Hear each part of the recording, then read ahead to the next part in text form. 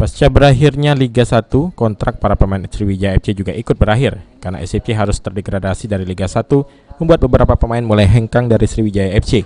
Namun ada juga beberapa pemain yang masih menunggu keputusan manajemen.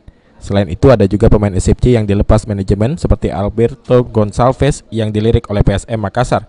Manajemen SCP sendiri memperbolehkan Beto untuk pindah klub, hanya saja karena masih terikat kontrak, klub yang akan mengikat kontrak dengan Beto harus menyelesaikan sisa masa kontrak Beto tersebut. Sementara Kapten SCP, Yo Yunko mengaku ada beberapa klub yang sudah mengontrak dirinya.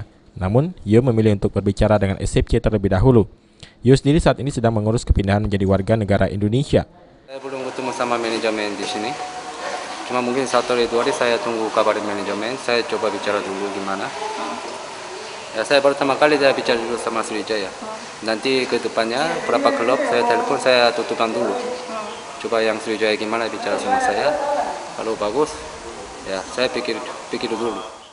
Hal serupa diungkapkan M. Ridwan yang saat ini masih menunggu kepastian dari manajemen SCP. Memang kontraknya sudah selesai 4 Desember lalu. Karena itu, saat ini ia masih menunggu pembicaraan dengan manajemen apakah masih akan menggunakan tenaganya untuk SCP atau tidak. Ya belum tahu sih ke depannya kan kontrak juga selesai ya di Henry ini kan.